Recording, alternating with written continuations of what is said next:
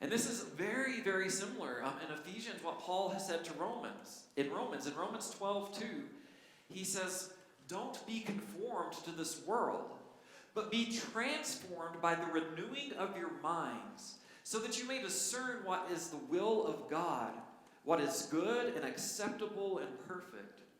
So Paul's taking it a little bit further here in Romans, and he's saying, the reason that we have our mind renewed is so that we can know what God's will is for our life.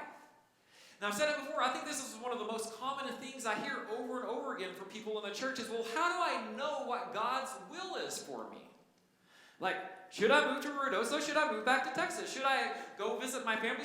What are we supposed to be doing? And what Paul is saying is for us to do that, we have to be transformed by the renewing of our minds, that God is working in our spirits, that God is showing us and leading us the way, and not being conformed to the world.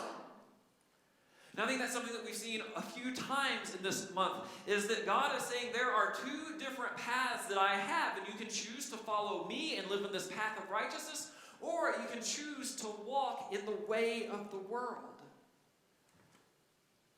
He teaches that we need to be in this process, that we need to have our habits, our minds changed and transformed.